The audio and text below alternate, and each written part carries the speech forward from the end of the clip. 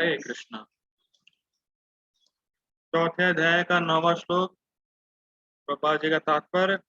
परपुट by divine grace ऐसी भक्ति वेदांत स्वामी श्रील प्रभुपाद की जय। छठे श्लोक में जैसे बलदेव विद्याभूषण एंड हुई है, वैसे ही प्रभुपाद जी का परपट स्टार्ट हुआ। सेम छठे श्लोक में भगवान के दिव्य धाम से उनके अवतरण की व्याख्या हो चुकी। ठीक, कैसे आते हैं, क्यों आते हैं, अजोपी सन्नापयात्मा सब हो चुका।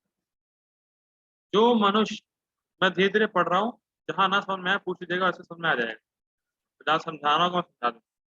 जो मनुष्य भगवान के आविर्भाव के सत्य को समझ लेता है वह इस भव बंधन से मुक्त हो जाता है और इस शरीर को छोड़ते ही वह तुरंत भगवान के धाम को लौट जाता है। अब एक बड़ा इंटरेस्टिंग, जो मनुष्य भगवान के आविर्भाव के सत्य को समझ लेता है, कैसे समझेंगे? जब हम लोग श्रवण करें, जब हम लोग क्लास सुने। अब सोच लीजिए कि जो ये गीता क्लास होती है रोज कितनी इंपॉर्टेंट है। कि क्लास अगर आपने छोड़ी तो आप कृष्ण को समझ नहीं पाएंगे, और कृष्ण को समझ नहीं पाएंगे तो भगवान के पास आ नहीं पाएंगे। तो क्लास छोड़ना इज वेरी डेंजरस। इसलिए डेली क्लास में आइए, डेली श्रवण करें, क्योंकि हम लोग डेली भूल जाते हैं। ये कहा जाता है। इसलिए प्रभुपाद जी बोलते थे नित्यम भागवत सेवया, daily read my book, daily. क्योंकि हम जितना पढ़ेंगे कलयुग के लोग उतना ही भूल जाएंगे। तो हमें डेली याद दिलाना पड़ेगा और डेली भगवान के बारे में सुनना पड़ेगा।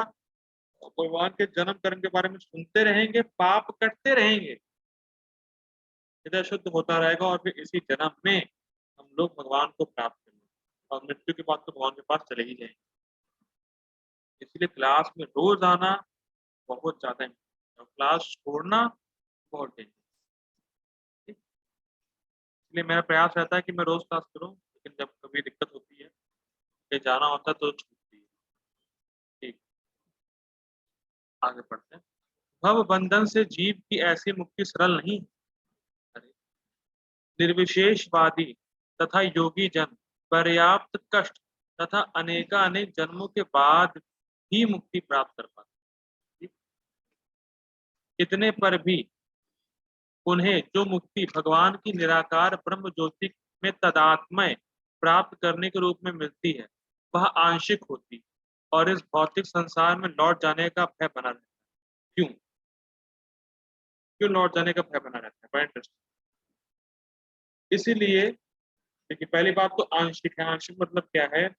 कि उनको पूर्ण आनंद नहीं मिलता। जीवात्मा का स्वभाव है अनलिमिटेड आनंद चाहती, अनलिमिटेड अनंत आनंद, अनंत आनंद। और वो आनंद उसको ब्रह्म ज्योति में नहीं मिलता। क्यों? क्योंकि जीवात्मा कृष्ण की सेवा करके ही अनंत आनंद प्राप्त कर सकती है और उसी में वो संतुष्ट हो सकती है। तो जब और निराकार ब्रह्म ज्योति में सेवा का अवसर नहीं है, कृष्ण की सेवा का अवसर नहीं होता है, उसको पूरा सुख या पूरा आनंद नहीं मिलता है, कुछ अंश मात्र में आनंद मिलता है। तो इसीलिए उनको दोबारा गिरने का भय बना रहता है। ये लोग, ठीक है। किंतु भगवान के शरीर की दिव्य प्रकृति तथा उनके कार्यकलापों को समझने मात्र से भक्त इस शरीर का अंत होने पर भगवत धाम को प्राप्त करता है।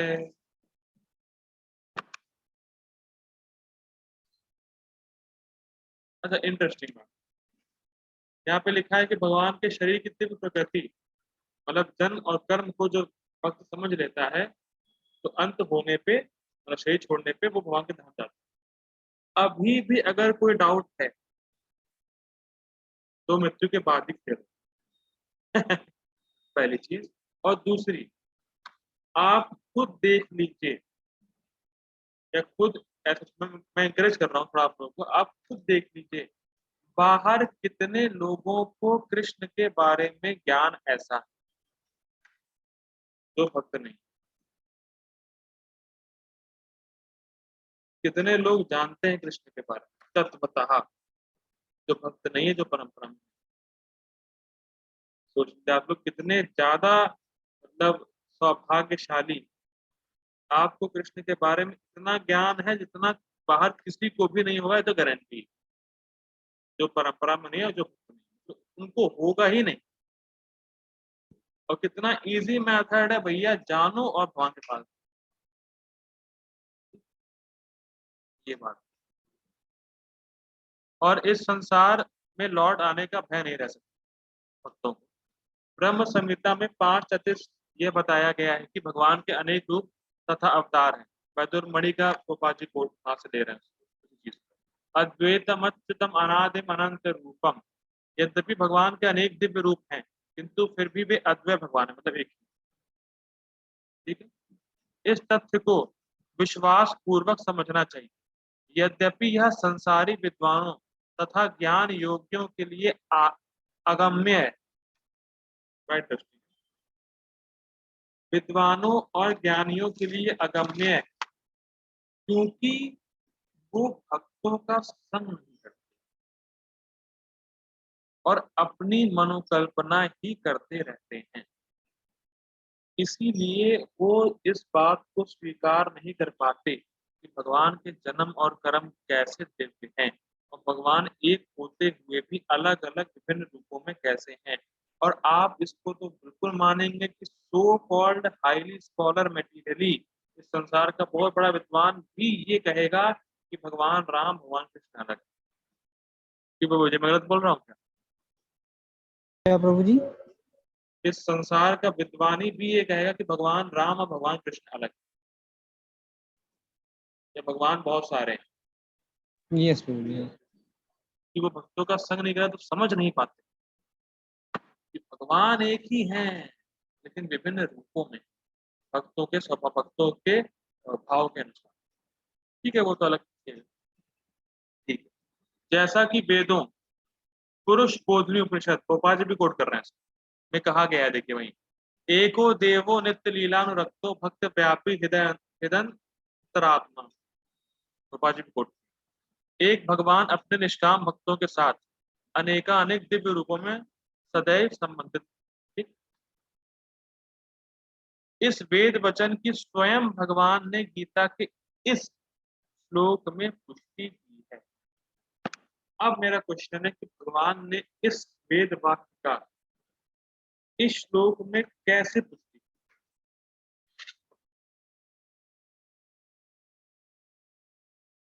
किस चीज की कि वो मेरे पास आता है?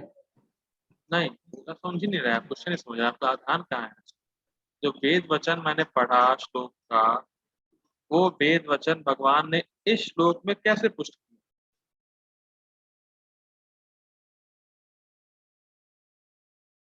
अच्छा, ये जो ब्रैकेट में लिखा हुआ है ये वाली, ये वेद वचन ना।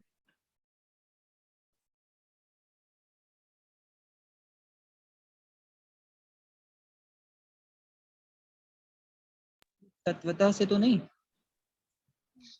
जी माता जी, आप कुछ कहिए। प्रभु जी, अभी आप बोले थे कि हम लोग का एक फेवरेट प्रभु जी, लीला आप रहता है माता जो जी, आपकी आवाज बहुत स्लो आ रही है। हरे बेटर। कृष्ण। हाँ जी माता जी। प्रभु जी, अभी आप बताए थे कि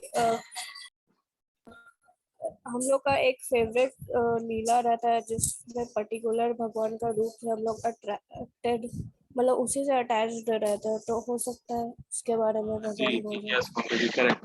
हरी बोल। वैदुर मणि वाला। मणि नहीं कह सकते, ठीक है, वो जो यूनिवर्सिटी का मैं देखा था। तो देखिए, यहाँ बड़ा इंटरेस्टिंग है।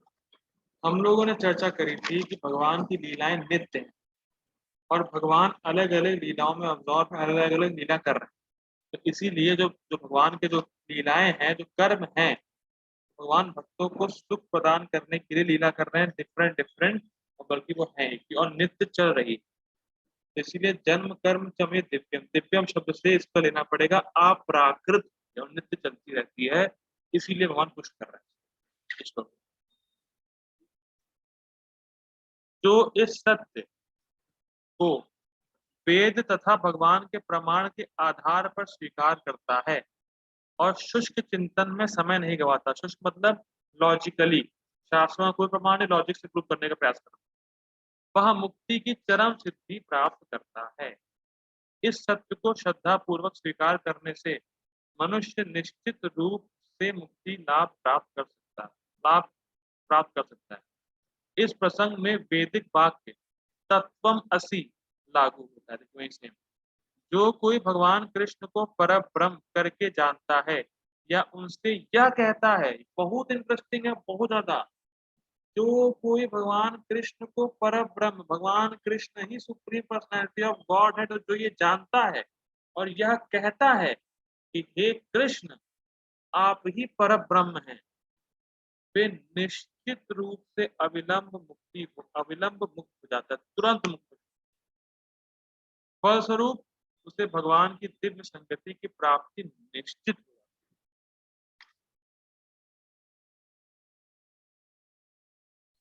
इतना interesting। और ये देखिए बड़ा इंटरेस्टिंग है, थोड़ा और डिटेल में जाते हैं। जैसे जैसे हम भक्ति करते हैं, देखिए स्टार्टिंग में तो मुश्किल होता है कुछ लोगों को समझना ही Krishna supreme personality of Godhead है, कि बहुत से लोग अन्य लोगों की पूजा वगैरह अर्चना वगैरह किए रहते हैं, स्टार्टिंग में दिक्कत होती है। लेकिन जैसे जैसे व्यक्ति भक्ति करता है उसकी श्रद्धा स्वाभाविक हो जाती है। श्रद्धा स्वाभाविक होने का मतलब ये कि जब भी आप फॉर एग्जाम्पल मान लीजिए आप जाते हैं नाई के पास, तो नाई के पास आप बाल कटवा रहे हैं, तो आपकी स्वाभाविक श्रद्धा है कि वो आपको गला नहीं काटेगा, स्वाभाविक रहता है भाई गला नहीं काटेगा। इतना तो श्रद्धा आपको रहती ही रहती है। क्यों प्रभु जी, रहती है कि नहीं रहती है? यस प्रभु जी रहती है। ठीक। तो वैसे ही स्वाभाविक श्रद्धा हो जाएगी भक्ति करने से कि कृष्ण ही परम ब्रह्म है और कोई नहीं है। ये भक्ति करने से ही होता है। भक्ति करेंगे, हृदय शुद्ध होगा, तो श्रद्धा भी स्वाभाविक रूप से ये आ ही जाएगी कि कृष्ण ही परम ब्रह्म है, कृष्ण ही सुप्रीम पर्सनैलिटी ऑफ गॉडहेड है और सब तो उनके दास है। ये अपने आप आने लगता है, स्वाभाविक रूप से श्रद्धा बन जाती है। ठीक। और तब वो तुरंत मुक्त हो जाता है और फलतः वो भगवान की दिव्य संगति को प्राप्त करेगा। दूसरे शब्दों में ऐसा श्रद्धालु भगवत भक्त सिद्धि प्राप्त करता है। इसकी पुष्टि निम्नलिखित वेद वचन से होती है। वही वाला श्लोक जो बलदेव देव उसमें कोट कर रहा है, तमेव विदित्वाति मृत्युमेति नान्यः पंथा विद्यते अन्याय। श्री भगवान को जान लेने से ही मनुष्य जन्म तथा मृत्यु से मुक्ति की पूर्ण अवस्था प्राप्त कर सकता है। उपनिषद 3.8। इस सिद्धि को प्राप्त करने का कोई अन्य विकल्प नहीं। वही सेम कोटेशन। अब इसका कोई विकल्प नहीं है का अर्थ यही है कि जो श्री भगवान, देखिए बहुत ही गंभीर बात है।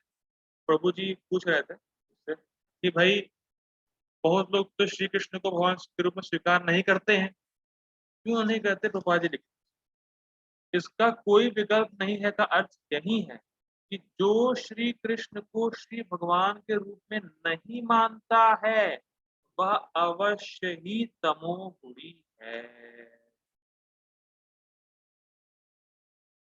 मिल गया होगा आप लोग को। जो कृष्ण को सुप्रीम पर्सनैलिटी ऑफ गॉडहेड नहीं मान रहा है वो अवश्य तमोगुणी है, उससे गिरा हुआ, और सतोगुण में वो नहीं। जब व्यक्ति सतोगुण में स्थित होगा तब वो वाकई में समझ पाएगा Krishna Krishna supreme personality of Godhead है। जब उसका धीरे धीरे हृदय शुद्ध होता है तो सतोगुण बढ़ता है, तब वो समझ पाता है। ठीक। और आप लोग कृष्ण को भगवान के रूप में समझ रहे हैं, विश्वास कर रहे हैं शास्त्रीय श्रद्धा के अनुसार, तो आप लोग तमोगुण में नहीं। ये भी क्लियर हो रहा है। ठीक। तमोगुणी है और मधु पात्र को केवल बाहर से चाट कर या भगवत गीता की विद्वत्ता विद्वता विद्वता पूर्ण संसारी विवेचना करके मोक्ष प्राप्त नहीं कर सकते। अच्छा देखिए ये पोर्टल है, ठीक है, मैं इसको बाहर से चाटूं तो क्या मेरी प्यास बुझेगी? क्यों प्रभु जी? मान लीजिए मैं इसको खूब ज्यादा चाट रहा हूँ तो मेरी प्यास बुझ रही होगी प्रभु जी फिर? नहीं प्रभु जी। नहीं बुझ रही हो? अरे कैसे प्रभु जी, बुझ तो रही। पानी कहाँ टच हो रहा है? ठीक है, हरे कृष्ण, प्रैक्टिकल दिखाना पड़ता है। ठीक है, तो प्रभुपाद जी लिख रहे हैं कि जो व्यक्ति कृष्ण को भगवान के रूप में स्वीकार नहीं कर रहा है और खूब गीता के बारे में मतलब बोले जा रहा है, बोले जा रहा है संसार में, उसको कभी भी फल प्राप्त नहीं होगा। काहे का फल? मोक्ष उसको प्राप्त, वो भगवान को कभी प्राप्त नहीं कर सकता। जैसे अगर मैं सिर्फ बाहर से इसको चाटूं, मुझे पानी नहीं मिलेगा, लेकिन मैं बोलूं तो चाट बहुत अच्छे से रहा हूं, तो मैं गीता के बारे में बोल बहुत कुछ रहा हूं, लेकिन जो गीता का जो फल है, जो भगवान को जान के, जो भगवान के पास जाने का जो कह सकते हैं, जो जो हमारी लालसा है, भगवान की संगति करना, भगवान की सेवा करना, और जो रियल आनंद है आत्मा का मेरा, वो उसको कभी प्राप्त नहीं। जो सो कॉल्ड रास्कल टीका लिखते हैं और भगवान कृष्ण को भगवान नहीं मानते। ठीक है, इसे शुष्क दार्शनिक भौतिक जगत में महत्वपूर्ण भूमिका निभाने वाले हो सकते हैं। वो हो सकता है कि भौतिक रूप में मतलब मटेरियल वर्ल्ड में बहुत फेमस हो, लेकिन वो सब फर्जी, क्योंकि वे मुक्ति के अधिकारी नहीं। ऐसे अभिमानी संसारी विद्वानों को भगवत, अब थोड़ा बहुत इंटरेस्टिंग है, ऐसे अभिमानी संसारी विद्वानों को भगवत भक्त की अहेतु की कृपा की प्रतीक्षा करनी पड़ती। वो कभी खुद से मुक्त हो ही नहीं सकते जब तक उन्हें किसी भक्त की कृपा ना मिले। जब तक कोई भक्त कृष्ण के जन्म और कर्म को तत्वतः ना बताए उसको, इसीलिए प्रचार करना बहुत जरूरी है, क्योंकि सो कॉल्ड जनता भी ऐसे अभिमानी संसारी विद्वानों के चक्कर में फंसी है जो कृष्ण को भगवान नहीं मानते। तो उन तो उनका गीता पढ़ने का प्रयोजन कभी सिद्ध नहीं। तो इसीलिए जो परंपरा में उनका कर्तव्य है कि भैया लोगों को प्रचार करें, लोगों को कृपा दें और जन्म और कर्म भगवान कृष्ण के तत्वतः उनको समझाएं, और एक बार वो समझ गए तो फिर उनकी मुक्ति या भगवान के पास जाने का जो टिकट है वो निश्चित। ठीक है, आगे बढ़। अतः मनुष्य को चाहिए कि श्रद्धा तथा ज्ञान के साथ कृष्ण भावना अमृत का अनुशीलन करे और सिद्धि प्राप्त करने का यही उपाय है। क्यों? क्योंकि जितना हम लोग भक्ति करेंगे, श्रवण कीर्तन करेंगे, उतना हमारी श्रद्धा स्वाभाविक हो जाएगी और हम लोग कृष्ण को समर्पित हो जाएंगे, कृष्ण को भगवान के रूप में स्वीकार कर लेंगे, कृष्ण के जन्म और कर्म को तत्वतः समझ लेंगे, और तब हम लोग सिद्धि मतलब भगवान के पास जाने की योग्यता को धारण कर लेंगे और हमारा बैक टू गॉड का टिकट कट जाएगा। ठीक है? तो ये रुकते हैं। आज लोगों ने चौथे अध्याय का 9वां श्लोक पूरा कर लिया, और मुझे आशा है कि आप लोग इसको पूरा डिटेल से समझ गए होंगे कि तत्वता समझने का अर्थ क्या है, दिव्य शब्द का अर्थ क्या है, और क्या क्या चीजें हैं आप लोग क्लियर हो चुकी होगी। ठीक है, किसी का कोई प्रश्न हो तो व्हाट्सएप कर सकता है। ठीक है, रुकते हैं यहीं पे। कल से हम लोग 10वां श्लोक देखेंगे, चौथे अध्याय। जगत गुरु श्रील प्रभुपाद की जय। जय हरे कृष्ण। हरे कृष्ण।